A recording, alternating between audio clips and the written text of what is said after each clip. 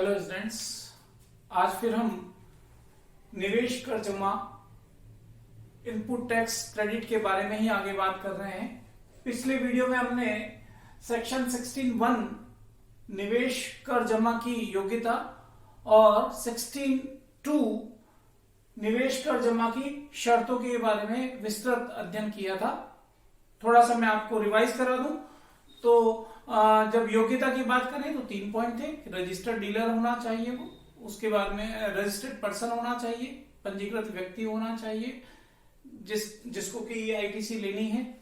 यानी कि हमारे वाले इस केस में कौन होगा, जब हम अपने एग्जांपल की बात करते हैं कि आईटीसी की छूट किसको मिलेगी, तो हमारे वाले केस में जो सप्लायर ऑफ आउटपुट हो जाएगा, जो कि रिसिपिएंट ऑफ इनपुट है, उसकी हम बात कर रहे हैं। वो रजिस्टर्ड व्यक्ति होना चाहिए, पंजीकृत व्यक्ति होना चाहिए। साथ में जो इनपुट वो प्राप्त कर रहा है वो अपने व्यवसाय में उपयोग करना चाहिए उसका।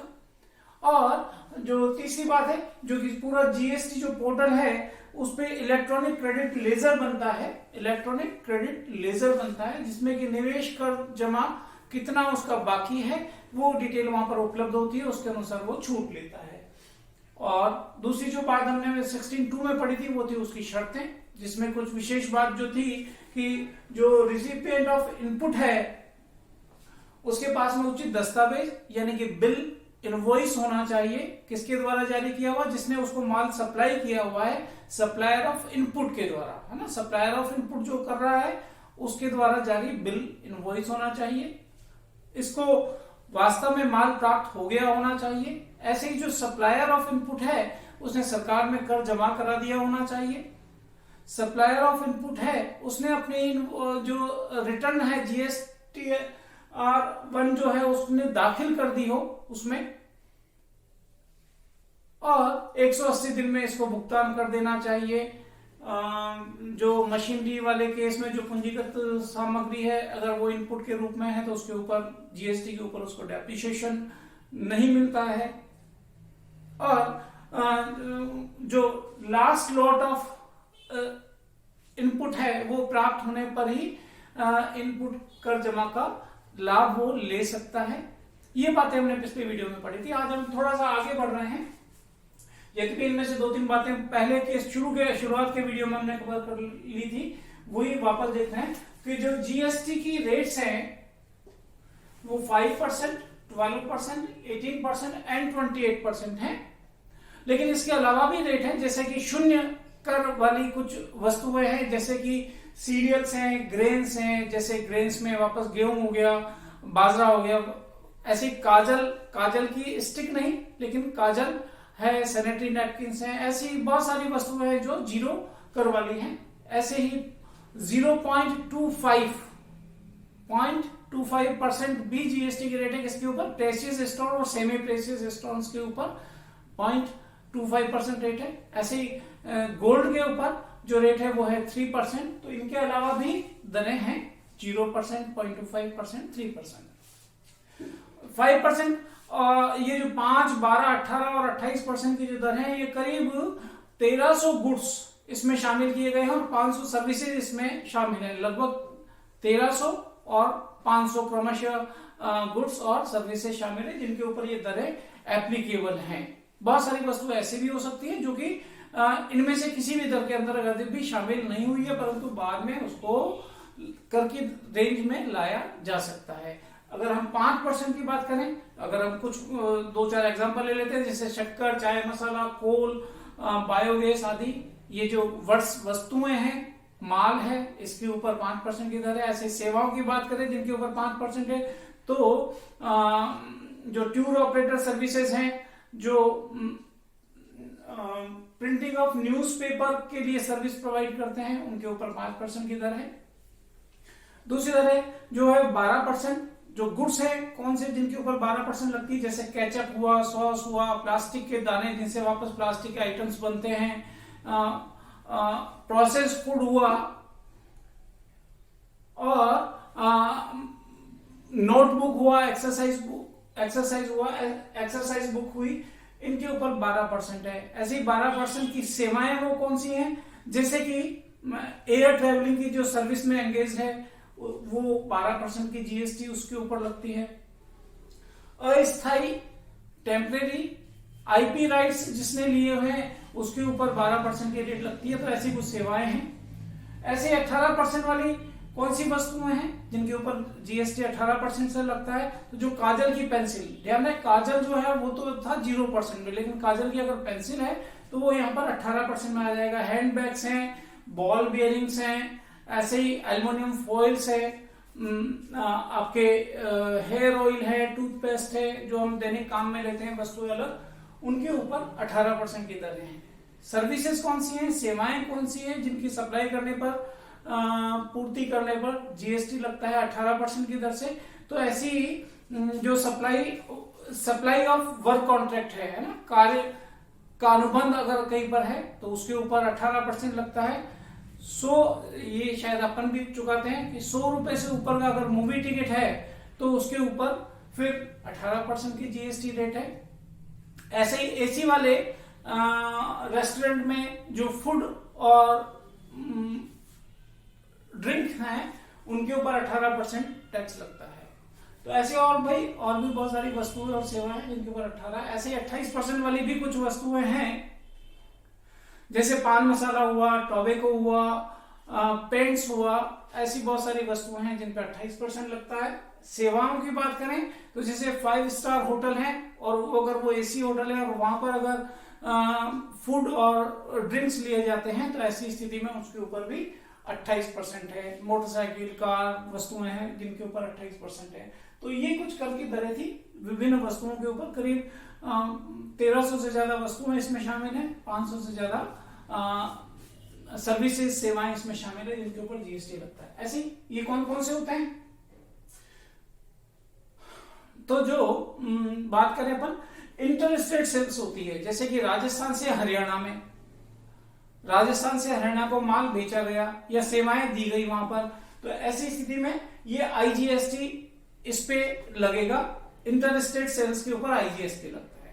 ऐसे विद इन स्टेट अगर सेल्स है, इंटर स्टेट सेल जिसको बोलते हैं अपन, इंटर और इंट्रा है ना, पहले वाली थी इंटर, ये है intra state. Intra state sales मतलब एक ही स्टेट के अंदर 2 स्थानों पर, जैसे मैं उदयपुर में रहता हूं और जयपुर में मैंने वस्तु भेजी तो ये हो गया इंट्रा स्टेट है ना, विद इन द स्टेट। ऐसी स्थिति में जो भी जीएसटी लगता है वो 2 भागों में बढ़ जाता है। जो भी रेट, मान लो 12% की रेट से जीएसटी लग रहा है तो 6% सीजीएसटी हो जाएगा और 6% एसजीएसटी उस पे हो जाएगा। 50% सेंट्रल गवर्नमेंट का और 50% स्टेट गवर्नमेंट का।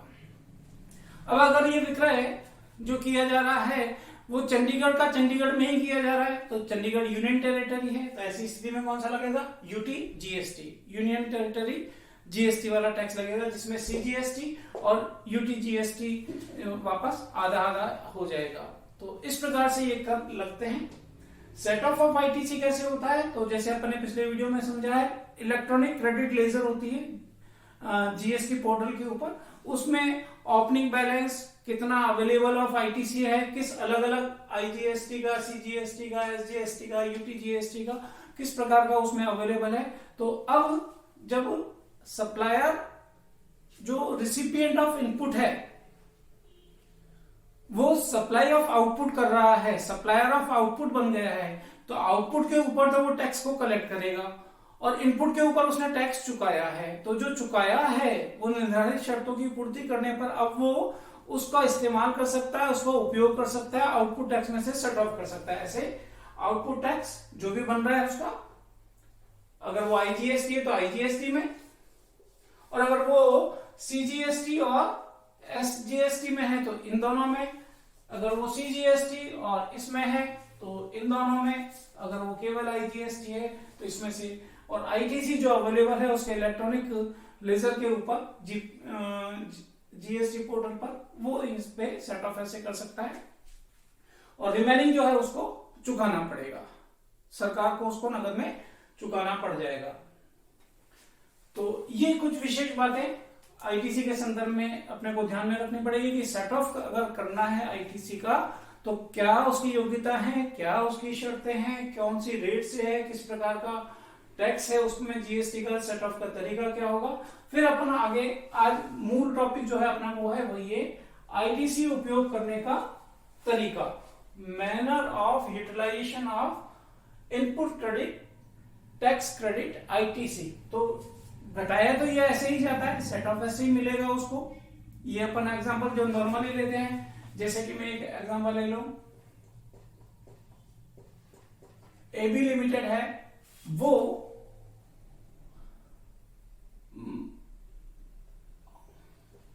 आवक या आपूर्ति का प्राप्ति करता है। इसने मिस्टर एक्स से इनपुट प्राप्त किया और कस्टमर को, ग्राहक को उसने ये आउटपुट के रूप में उस इनपुट में कुछ एडिशन करके या प्रोसेस करके उसको आउटपुट के रूप में ग्राहक को बेचा। तो जब बेचा इसने आउटपुट को, तब ये क्या कहला जाएगा, पूर्तिकर्ता आउटपुट का। ये कहला जाएगा। तो यही व्यक्ति दो तरीके का हो गया, एक बार जब ये प्राप्ति करता है तब ये, और सप्लाई करता है तब ये। इसमें जो भी गुड्स है, मान लेते हैं कि 1000 रुपए का माल था, उसके ऊपर 5% की अगर जीएसटी की रेट थी तो 50 रुपए लगा। 1050 रुपए का जो बिल बना, या इसी को हम इनवॉइस बोलेंगे, इनवॉइस बना, इसने एबी ने एक्स को जो चुकाया वो 1050 रुपए चुकाया, साथ में क्या किया, 50 रुपए का जीएसटी चुकाया। तो इस जीएसटी की बात हम कर रहे हैं यहाँ पर। अगर वो आईजीएसटी है, अगर ये इंटर स्टेट, एक स्टेट से दूसरी स्टेट में सेल हुई है, तो इस 50 रुपए की पूर्ति उसको हो जाएगी किसमें से। अगर अब इसने यही माल 2000 रुपए में बेचा, अभी भी मान लेते हैं कि 5% उस गुड्स का नाम इस तरीके का है कि वो 5% ही उस पे टैक्स लगता है, तो 100 रुपए उसने ये चुकाया, 2100 रुपया उसने ग्राहक से प्राप्त किया, और 100 रुपए टैक्स के नाम का भी प्राप्त किया। तो आउटपुट टैक्स हो गया उसका 100 रुपया, और इनपुट टैक्स हो गया 50 रुपया अगर वो आईजीएसटी में से है तो, और ये 50 रुपए का सेट ऑफ उसको इस प्रकार से मिल जाएगा। अगर यही इंट्रा स्टेट सेल है तो ये दो भागों में बढ़ जाएगा, सीजीएसटी और एसजीएसटी में 50-50% और 50% उसी तरीके से उसको छूट भी मिल जाएगी। तो ये सारी चीजें इलेक्ट्रॉनिक क्रेडिट लेजर पे जैसे ही जो एक्स जो सप्लायर ऑफ इनपुट है उसने जैसे ही सरकार को कर चुकाया और अपनी विवरणी दाखिल कर दी, तो ये इसके जब ये खुलेगा अपना लेजर, इलेक्ट्रॉनिक लेजर, तो इसको दिखाई देने लगेगा उसके ऊपर कि पूर्व पहले वाले सप्लायर ने अपनी जीएसटी पे कर दी है, अपना जीएसटी का रिटर्न अपलोड कर दिया है, तो फिर इसको ये छूट अवेलेबल हो जाएगी उस इलेक्ट्रॉनिक लेजर के ऊपर। तो इस प्रकार से आईटीसी का उपयोग किया जाता है। अब अपन बात कर रहे हैं कि आईटीसी उपयोग का क्रम क्या होगा। अपन देख रहे हैं जैसे यहाँ पे जब इंटर स्टेट सेल होती है तो आईजीएसटी लगता है, इंट्रा स्टेट सेल्स होती है और अगर वो यूनियन टेरिटरी नहीं है तो ऐसी स्थिति में उसमें सीजीएसटी और एसजीएसटी लग जाता है। आधा आधा होके जीएसटी की रेट अगर 5% है तो 2.5% ये और 2.5% वो, 28% है तो 14% ये और 14% ये। और अगर वो यूनियन टेरिटरी है तो ऐसी स्थिति में यूनियन टेरिटरी और सीजीएसटी, केंद्र और यूनियन टेरिटरी, उसमें उसी तरीके से अपन कैलकुलेशन करते हैं। आईटीसी के उपयोग का क्रम, इसमें पहला भाग है उपयोग करने के तरीके में। ये तो अपन ने एग्जांपल लिया, चाहे तो आप इसको रहने दे सकते हैं, और अभी मैं इसको हटा रहा हूं, ये हमने पहले भी समझाया पिछले वीडियो में भी। आईटीसी के उपयोग का क्रम, अब अपन बात करें आईटीसी के उपयोग के क्रम की, तो ये भाग हो गया उपयोग का। मैं एक शब्द लिख रहा हूं यहाँ पे, क्रम, ये वाली बात हम कर रहे हैं, ये वाली यहां पर क्रम। तो पहले प्रकार का आईजीएसटी, जो जीएसटी है वो अपन ले लेते हैं integrated goods and service tax, integrated goods and service tax IGST, यानी कि एक राज्य से दूसरे राज्य में माल जा रहा है या सेवाएं जा रही हैं तो ऐसी स्थिति में आईजीएसटी उसके ऊपर लगाया जाना है। तो आईजीएसटी का अगर इनपुट टैक्स क्रेडिट उसके इलेक्ट्रॉनिक क्रेडिट लेजर में अवेलेबल है, बैलेंस बचा हुआ है, तो उस आईजीएसटी की पूर्ति अब जब करदाता आउटपुट टैक्स आउटपुट सप्लाई कर रहा है, आउटपुट का टैक्स है उसमें से सेट ऑफ लेना चाहता है, तो वो जो आईटीसी की पूर्ति है, आईटीसी का इस्तेमाल या उपयोग है, वो किस क्रम से कर सकता है? तो उस अवेलेबल आईटीसी आईजीएसटी का सबसे पहला उपयोग उसको करना पड़ेगा किसमें? आउटपुट टैक्स अगर आईजीएसटी बन रहा है तो सबसे पहले इसके लिए उसको सेट ऑफ करना है। फिर सेकंड किस पे करना है? सीजीएसटी या एसजीएसटी या यूटी जीएसटी, इनमें आपस में कोई सा भी क्रम हो सकता है, पहले ये या ये, लेकिन सबसे पहले उसको सेट ऑफ आईजीएसटी से करना पड़ेगा, है ना, आईजीएसटी। उसके बाद में फिर इनकी पूर्ति की जा सकती है। तो ये पूर्ति का क्रम ये रहेगा, पहले आईजीएसटी की पूर्ति की जाए, फिर उसके बाद में इनसे पूर्ति की जाए। दूसरा जो है वो है सीजीएसटी। सीजीएसटी का इस्तेमाल कैसे किया जाएगा? टू पे आउटपुट टैक्स, पहले कौन सा? आईजीएसटी। सबसे पहले आईजीएसटी का जो आउटपुट टैक्स बन रहा है उसी में से इसका सीजीएसटी की पूर्ति की जाएगी, और फिर उसके बाद में किसकी पूर्ति की जाएगी? सीजीएसटी से पूर्ति की जाएगी। तो क्या सीजीएसटी से एसजीएसटी या यूटीजीएसटी की पूर्ति होगी? वो नहीं हो पाएगी, ठीक है, वो नहीं होगी। तो इस क्रम से ऐसे ही अगर मान लो तीसरे नंबर पर है एसटी एसजीएसटी अवेलेबल है छूट के लिए, तो इसका इस्तेमाल कैसे किया जाएगा? इसका इस्तेमाल सबसे पहले टू पे आउटपुट टैक्स आईजीएसटी में ही किया जाएगा, और उसके बाद में फिर किस में किया जाएगा? उसके बाद में एसजीएसटी में किया जाएगा।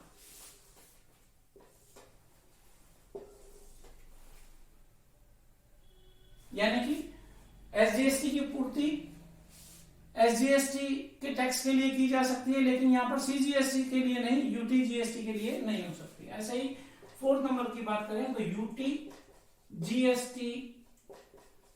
की पूर्ति टू पे आईजीएसटी, सबसे पहले आईजीएसटी के लिए और उसके बाद में यूटीजीएसटी के लिए पूर्ति की जा सकती है। अगर इसको आप ध्यान से देख रहे हैं तो आप क्या पाएंगे कि किसी भी प्रकार का आईटीसी अवेलेबल हो, उसकी सबसे पहले पूर्ति किससे करनी है? आईजीएसटी से ही की जा रही है, आईजीएसटी से ही की जा रही है। उसके बाद में आईजीएसटी सबके लिए अवेलेबल है, इसकी सबसे मित्रता है, सबसे दोस्ती है, सबके लिए ये अवेलेबल है, सब में उसकी पूर्ति की जा सकती है। लेकिन बाकी के जो तीनों हैं सीजीएसटी, एसजीएसटी, यूटीजीएसटी, ये आईजीएसटी के बाद में केवल स्वयं के लिए उपलब्ध है, दूसरों के लिए उपलब्ध नहीं है। यानी कि सीजीएसटी के लिए, एसजीएसटी के लिए और यूटीजीएसटी के लिए, दूसरों के लिए उपलब्ध नहीं है। तो इस प्रकार से आईटीसी उपयोग का क्रम रहता है। जो आईटीसी इलेक्ट्रॉनिक लेजर में जो आपका अवेलेबल होता है, इन सभी प्रकार का उसकी पूर्ति सबसे पहले आउटपुट टैक्स में कौन सा वाला काम में लेंगे, जैसे आईजीएसटी काम में लेंगे, और फिर उसके बाद में किसी भी क्रम में से इनमें से लिया जा सकता है। अगर आईजीएसटी का है तो, अगर सीजीएसटी का है तो पहले इसकी पूर्ति जो करेंगे वो आईजीएसटी से, आईजीएसटी नहीं तो फिर सीजीएसटी से। एसटीजीएसटी की पूर्ति कैसे करेंगे? एसटीजीएसटी की पूर्ति ऐसे करेंगे, पहले आईजीएसटी और फिर एसटीजीएसटी, है ना। तो एसजीएसटी इस प्रकार से पूर्ति का क्रम रहेगा। इसका दूसरा भाग है आईटीसी निवेश कर जमा उपयोग पर रोक, यानी रेस्ट्रिक्शन भी है की पूर्ति नहीं हो सकती। तो अभी आपने पढ़ा है, उसी में से थोड़ी सी बातें वापस यहां पर निकल के आती हैं। रोक कैसे? तो आईजीएसटी में क्या कोई रोक है? कि आईजीएसटी की पूर्ति के ऊपर आईटीसी पर कोई रोक है, तो कोई रोक नहीं है ना। इसकी पूर्ति सब में की जा सकती है, कोई रोक नहीं है। इसकी पूर्ति आईजीएसटी या सीजीएसटी या एसजीएसटी या यूटीजीएसटी किसी भी प्रकार के आउटपुट टैक्स को पे कर रहे हैं तब इसकी पूर्ति उसमें से की जा सकती है। इसकी पूर्ति के ऊपर कोई रोक नहीं है, इसके इस्तेमाल पे कोई रोक नहीं है। लेकिन अगर अपन सीजीएसटी की बात करें तो इसके इस्तेमाल पर इसका जो अवेलेबल बैलेंस ऑफ आईटीसी है, अवेलेबल बैलेंस ऑफ सीजीएसटी के लिए आईटीसी जो अवेलेबल है उसमें पूर्ति पर क्या कोई इस्तेमाल पे क्या कोई रोक है? तो हाँ है। अगर अभी अपन ने पढ़ा है आईजीएसटी से इसकी पूर्ति हो सकती है, सीजीएसटी से इसकी पूर्ति हो सकती है, लेकिन क्या एसजीएसटी की पूर्ति आप इससे कर सकते हैं? तो नहीं कर सकते, ये रोक है। ऐसे क्या यूटी जीएसटी की पूर्ति की जा सकती है? तो नहीं की जा सकती, तो ये दोनों रोक हो गई। ऐसे ही एसजीएसटी या यूटी जीएसटी इसका इस्तेमाल किया जा सकता है क्या? तो आईजीएसटी के लिए तो इसका इस्तेमाल किया जा सकता है, परंतु इससे सीजीएसटी की पूर्ति नहीं की जा सकती। इसको सीजीएसटी सेट ऑफ नहीं किया जा सकता। आउटपुट का टैक्स जब आप चुका रहे हैं सीजीएसटी के नाम से, तो आप इनमें से इसके आईटीसी जो उपलब्ध है उसकी पूर्ति नहीं कर सकते। तो आज हमने ये विशेष बातें कुछ हमने देखी, जिसमें जो अपना मेनली टॉपिक था उपयोग करने का जो तरीका है वो क्या है, किस क्रम से हम उपयोग कर सकते हैं निवेश कर जमा का, या कौन सी रोक है उनको ध्यान में रखना पड़ेगा, उपयोग नहीं कर पा रहे हैं अपन। तो इलेक्ट्रॉनिक क्रेडिट लेजर के ऊपर ये बैलेंस अवेलेबल होते हैं और इस क्रम से अपन पूर्ति कर सकते हैं और इन चीजों की पूर्ति नहीं कर सकते। ये विशेष बातें आज हमने देखी और अगले वीडियो में भी हम देखेंगे इसी प्रकार से आगे की बातें। तब तक आप रिवाइज करते रहिए चीजों को। टैक्स है, बार बार पढ़ेंगे तो वो याद रहने लगेगा। उसका एप्लीकेशन पार्ट देखेंगे, न्यूमेरिकल क्वेश्चन को साथ में सॉल्व करने की कोशिश करते रहिए नियमों के आधार पर, तो याद जल्दी हो जाएंगे रूल्स। धन्यवाद।